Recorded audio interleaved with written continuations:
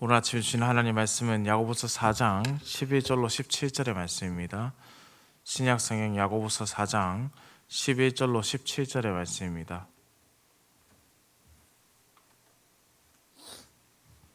한 목소리로 합독해서 읽겠습니다. 형제들아, 서로 비방하지 말라. 형제를 비방하는 자나 형제를 판단하는 자는 곧 율법을 비방하고 율법을 판단하는 것이라. 네가 만일 율법을 판단하면 율법의 준행자가 아니요 재판관이로다. 입법자와 재판관은 오직 한 분이시니 능히 구원하기도 하시며 멸하기도 하시느니라. 너는 누구이기에 이웃을 판단하느냐? 들으라. 너희 중에 말하기를 오늘이나 내일이나 우리가 어떤 도시에 가서 거기서 1년을 머물며 장사하여 이익을 보리라 하는 자들아, 내일 일을 너희가 알지 못하는도다. 너희 생명이 무엇이냐? 너희는 잠깐 보이다가 없어지는 안개니라. 너희가 도리어 말하기를 주의 뜻이면 우리가 살기도 하고 이것이나 저것을 하리라 할 것이거늘, 이제도 너희가 허탄한 자랑을 하니 그러한 자랑은 다 악한 것이라. 그러므로 사람이 선을 행할 줄 알고도 행하지 아니하면 죄니라. 아멘. 현대 사회에는 대화의 방법을 잘 모르는 사람들이 많이 있습니다. 남의 이야기를 존중하기보다는 비방하고 비난하는 형태를 곧잘 취하는 것이 현대인들의 모습이죠.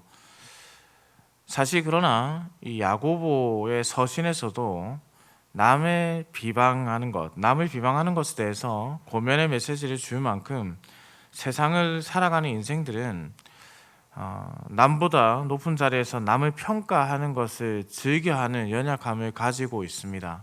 그래서 실제적으로 나보다 높은 지위에 있거나 직위에 있는 자들을 보면서 쉽게 판단하고 쉽게 비방하고 공격적으로 바뀌는 것도 어떻게 본다면 그보다 잘 되지 못한 나의 인생에 대한 불만에서 오는 것들이라고도 볼 수 있겠죠.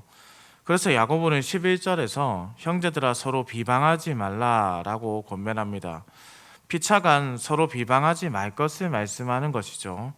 여기서 이 비방하다라는 단어가 헬라어 카타랄레오라는 단어인데요, 무엇에 대항하여 말하다라는 뜻을 가진 단어입니다. 대항하는 것. 그러니 기본적으로 어떠한 말을 할 때 존중보다 그저 그 말 자체에 대한 반발을 하는 것이죠. 이성적 판단보다 감정적으로 내가 느끼는 감정에 반응해서 공격적인 말들을 하는 겁니다. 이는 곧 사실을 말하는 것과 거짓을 말하는 것의 차이가 아니라는 뜻입니다. 사실을 말한다고 하더라도 상대방을 깎아내리는 말을 한다면 기본적으로 바로 이 비방하는 단어입니다. 그리스도 안에서 한 가족이 된 형제들은 사실 높고 낮음이라는 것이 존재하지 않지요. 남녀노소를 불문하고 모두 동등한 위상을 가지고 있는 존재들이라고 할 수 있습니다. 예수님은 사실 우리와 비교할 수 없는 분이시지 않습니까? 여기 그 누구도 예수님과 나를 비교할 수 있다라고 말할 수 있는 자가 있겠습니까? 예수님은 우리와 비교할 수 없는 분이시지만은, 그렇게 높으신 분이시지만은 스스로 낮아지신 분이십니다. 빌립보서 2장 6절에서 8절 말씀이 그것을 증언하지요. 그는 근본 하나님의 본체시나 하나님과 동등됨을 취할 것으로 여기지 아니하시고 오히려 자기를 비워 종의 형체를 가지사 사람들과 같이 되셨고 사람의 모양으로 나타나사 자기를 낮추시고 죽기까지 복종하셨으니 곧 십자가에 죽으심이라. 특별히 여기서 형제를 비방하고 판단하는 것을 두고 무엇이라 말씀하느냐? 율법을 비방하고 판단하는 자다라고 책망을 합니다. 이는 율법의 핵심이 사랑이면서 최고의 가치, 기독교의 최고의 가치가 바로 또한 사랑이기 때문입니다. 이는 우리를 앞서 야고보서 2장 8절에서 이미 배워왔습니다. 너희가 만일 성경에 기록된 대로 내 이웃을 사랑하기를 내 몸과 같이 하라 하신 최고의 법을 지키면 잘하는 것이거니와. 따라서 형제를 비방하는 자는 결국 율법을 지키는 자가 아니라 율법을 판단하는 자리에서 서는 자가 되니 하나님의 권위에 도전하는 자고 하나님의 자리에 서고자 하는 그야말로 교만의 끝 반역자라고 할 수 있다는 뜻입니다.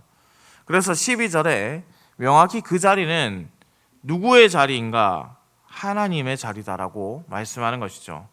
입법자와 재판관은 오직 한 분이시니 능히 구원하기도 하시며 멸하기도 하시니라.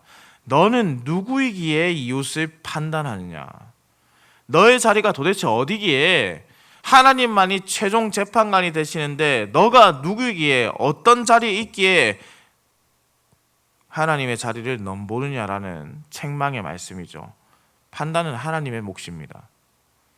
형제와 형제 사이는 서로 사랑만 존재해야 하는 것이죠. 그러니 우리는 기본적으로 말을 조심해야 합니다. 공적으로나 사적으로 하는 말이라도 남을 깎아내리는 말을 해서는 안 된다라는 뜻입니다. 어젯밤에 제가 잠이 잘 오지 않아서 12시 넘어서 유기성 목사님의 설교를 좀 보았습니다. 유기성 목사님의 설교를 보는데 유기성 목사님께서 이런 예화를 들어서 말씀을 하시더군요. 어떤 한 지역에 돼지를 키우는 사람이 있었습니다. 돼지가 5마리밖에 없었는데 이 돼지가 하필이면은 옆에 농장에 있는 채소를 다 뜯어 먹은 겁니다. 그런데 옆에 있던 그 농장 주인이 한다는 말이, 너희 돼지가 우리의 채소를 다 먹었으니 그 돼지는 우리 것이다 라고 주장을 해서 목사님께 이 돼지 농장의 주인이 따지러 왔습니다. 목사님, 어떻게 해야 되는 겁니까? 그래서 이 목사님께서 한다는 말씀이, 우리는 믿는 사람이니 그 돼지를 줍시다. 그래서 돼지 5마리를 줬답니다.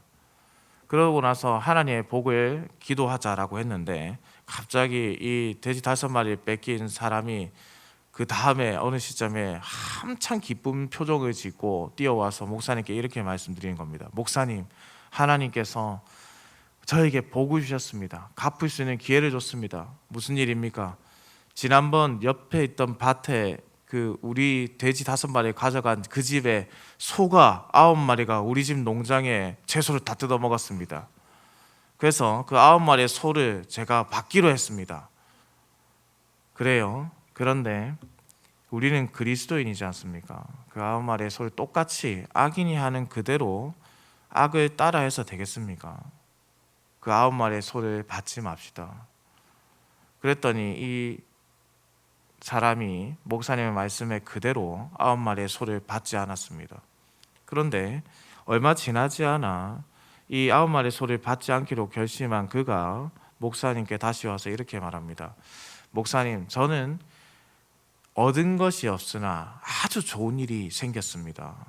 아주 좋은 일이. 무슨 일입니까? 이번엔 소를 뛰어넘는 어떤 일이 생겼습니까? 라고 했더니 이분이 이런 말을 합니다. 그 옆에 농장 주인이 우리를 그리스도인이라고 말하기 시작했습니다. 사랑하는 성도님들, 이것이 한센병을 가진 마을에 있었던 실제 이야기입니다. 그리스도인이라고 하는 것은 말로 살아가는 사람들이 아닙니다. 그리스도인이라고 하는 것은 삶으로 살아가는 사람들입니다. 누군가가 그런 말을 했다고 했지요.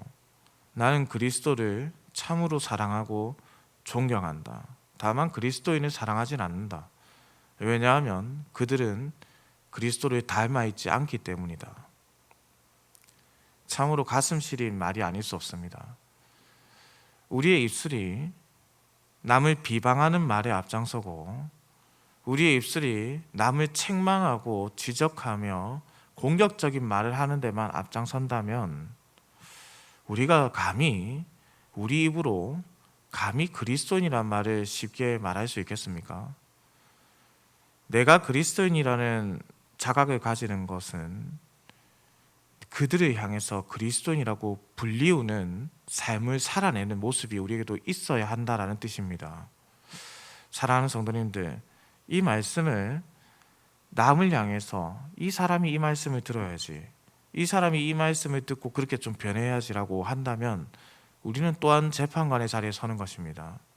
말씀은 스스로를 돌아보는 겁니다. 내가 정말로 비방하는 말을 하지 않았던가? 내가 정말로 그리스도인답게 살아내고 있었던가? 이어지는 말씀은 심히 교만한 자들의 모습을 또한 볼 수 있습니다. 사람이 사실 천년만년 살 것 같이 살아가지만 죄송하지만 그렇게 살지 못하는 것이 인생이지요. 시간과 장소를 자신이 선택하고 모든 것을 자신이 주관하면서 삶을 이끌어갈 수 있지 않을 같으나 사실 인생을 살아보니 어떻습니까? 믿음의 선배님들 생각한 대로 다 사라지던가요? 그렇지 않지요. 계획한 대로 다 이루면서 살아가지 못하지 않습니까? 인생은 잠시 잠깐 지금 앞으로 일어날 그 짧은 일들도 내일 일이 어떻게 될지도 예상할 수 없는 그러한 존재들이지 않습니까? 장래의 일을 꿈꿉니다만 사실 인생은 잠시 보이다가 사라지는 안개와도 같습니다. 자신의 생명이 어찌 될지 조금도 알 수 없는 존재라는 뜻입니다. 그런데 심지어 이를 자각하며 살아가지도 못합니다. 목숨이 위태로운 상태에 있거나 힘들고 어려운 상황에 있을 때, 내지는 노년에 있을 때 우리가 천년 만년 살 것이 아니라는 이 말씀이 참 와닿기는 하지만은 건강한 청년들이, 건장한 자들이, 남들보다 모든 것을, 많은 것을 가지고 있는 사람들이 실감나게 이 말씀을 받아들이지는 못합니다. 그렇다면 인생을 어떻게 해야 되겠습니까? 오늘 있다가 사라지니 주어진 인생을 흥청망청 살아내면 될까요? 그렇게 쾌락주의에 빠지거나 어차피 죽을 인생인데 뭐 열심히 살아서 뭐 하겠어라는 허무주의에 빠져서 또한 살아서는 되겠습니까? 15절의 말씀입니다. 너희가 도리어 말하기를 주의 뜻이면 우리가 살기도 하고 이것이나 저것을 하리라 할 것이거늘. 주님 앞에서 겸손하게 열심히 살아야 한다라는 것을 의미하죠.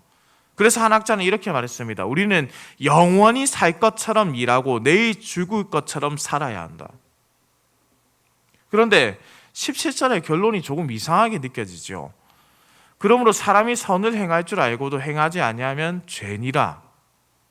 앞서 나온 모든 내용을 요약해서 선을 행할 줄 알고도 행하지 아니하는 죄라는 명제를 지금 가져와서 결론을 내고 있습니다.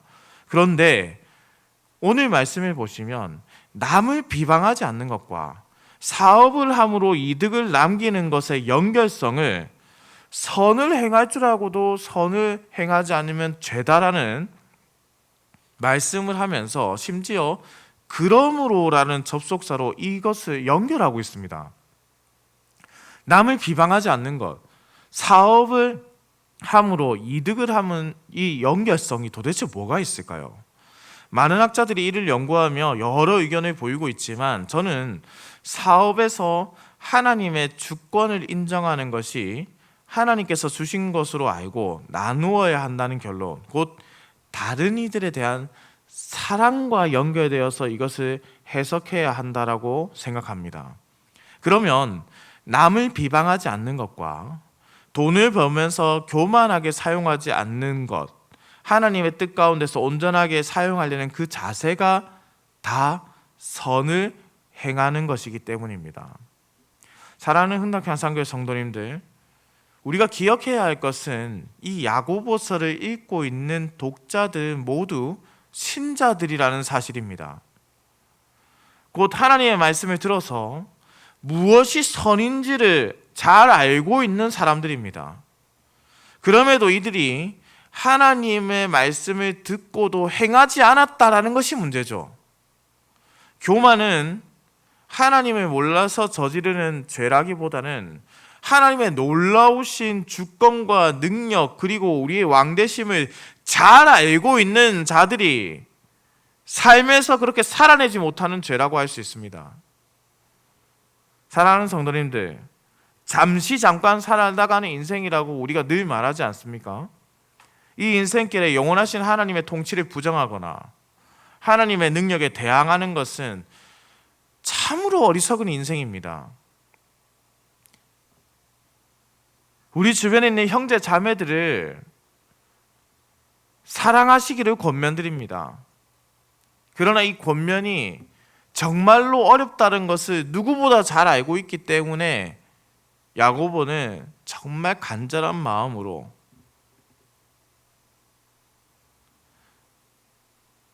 하나님의 뜻을 전하는 사자로서 자신을 스스로 돌아보며 이 말씀을 주고 있는 것입니다.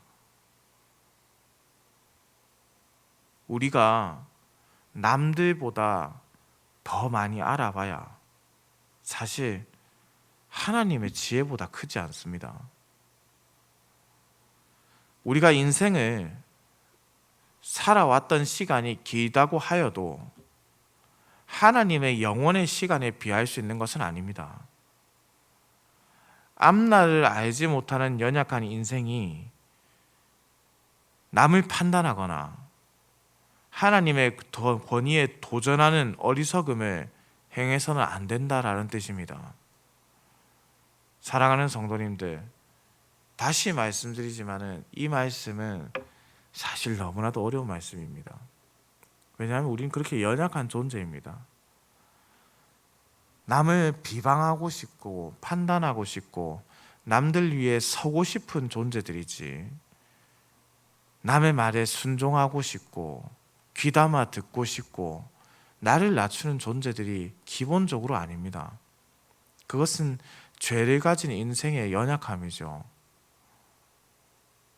우리는 우리 자신을 끊임없이 쳐내는 성화의 과정을 거쳐야 합니다. 그런데 오늘 말씀을 잘 기억하십시오. 그것을 알고도 행하지 않는 것은 죄다라고 했습니다. 우리는 말씀을 들었습니다. 나는 하기 싫어도 말씀을 들었다면 행하는 것이 선입니다. 내가 말씀을 들었는데 나는 하기 싫다고 때를 쓰며 화를 내는 것은 하나님의 자리에 도전하는 것입니다. 무엇을 우리가 행하여야겠습니까? 무엇을 우리가 삶으로 보여야겠습니까? 앞서 말씀드린 예화처럼 똑같이 악을 악으로 갚아 보복을 해야 우리의 마음이 풀리겠습니까? 그래서는 하나님의 나라가 확장될 수 있을까요? 그래서 교회가 사랑의 공동체라고 할 수 있겠습니까? 바락바락 싸워서 이긴들 주님 앞에 섰을 때 주님 제가 싸워서 이겼습니다. 그것 자랑하시겠습니까? 주님 말씀대로 살아봤습니다. 근데 참 힘듭니다. 근데 그것을 가지고 기도의 자리에 왔을 때 우리 주님께서는 착하고 충성된 종아, 네가 참으로 나의 말에 순종하였구나. 내가 너에게 지금까지 주지 못한 복의 복을 더하여 주리라. 그렇게 은혜의 자리로 기도를 해보신 건 어떻겠습니까? 너무나도 어려운 일입니다. 그러나 우리 주님은 그 일을 누구보다 완전하게 하셨습니다. 이제 우리가 그 길을 따라가야 합니다. 선을 행할 줄 알고도 행하지 않는 죄를 범하지 마시고 오늘 하루 우리가 할 수 있는 이 말씀 딱 하나만, 남을 비방하지 않고 우리 자신이 하나님의 자리에 올라가지 않고 선을 행할 줄 아는 열심을 가지는 것, 그것만을 오늘 하루라도 한번 지켜보기를 우리 주님의 이름으로 축원합니다. 기도드립니다. 사랑과 은혜가 풍성하시며 인간의 생사화복을 주관하시는 만유의 주제이신 살아계신 우리 하나님 아버지, 생명의 하루를 우리에게 허락하시고 이렇게 아침을 깨워 주의 전으로 불러주시니 감사와 찬송을 올려드립니다. 오늘 우리에게 주신 이 생명의 하루를 선을 행하며 살아갈 수 있도록 인도하여 주옵소서. 하나님 아버지, 사실 우리는 아무것도 모르면서 모든 것을 다 아는 척하며 살아왔습니다. 우리는 남들보다 뛰어나지 않으면서 뛰어난 것처럼 생각하며 살아왔습니다. 주여 우리를 긍휼히 여기시고 우리가 이처럼 악을 행하지 않고 선을 행하는 열심을 가질 수 있도록 허락하여 주옵소서. 또한 아버지 하나님, 영원히 살 것처럼 살아가는 인생의 연약함을 불쌍히 여겨 주시옵소서. 이제 우리가 우리 스스로가 아니라 영원하신 하나님 안에서 영원의 기쁨을 누리기를 소망합니다. 주님이 함께 하시고 주님의 뜻대로 우리의 인생이 사용되도록 성령께서 인도하여 주옵소서. 아버지 하나님, 그동안 우리와 신앙생활을 함께하며 힘들고 어려웠던 시간, 기도로서 예배 자리를 지켰던 우리 고 황기철 장로님의 발인 예배가 이후에 있습니다. 슬픔을 당한 가정을 주께서 기억하시고 그 가정에 그리스도의 부활의 은혜가 소망이 가득할 수 있도록 우리 황기철 장로님이 미랄의 하나님 미랄이 되는 또 시간이 되게 하여 주옵소서. 우리가 잠깐 살아가는 인생, 우리 또한 아버지 하나님께 주신 삶을 하나님의 미랄로 살아갈 수 있도록 주님 인도하여 주옵소서. 오늘도 운전하는 모든 성도들의 운전대를 붙잡으시고 주께서 모든 성도들의 가정과 생업을 지키시고 들어가거나 나가거나 주의 복을 누리는 하루가 되게 하여 주옵소서. 감사를 드립니다. 살아계신 우리 주 예수 그리스도의 이름으로 기도드립니다. 아멘.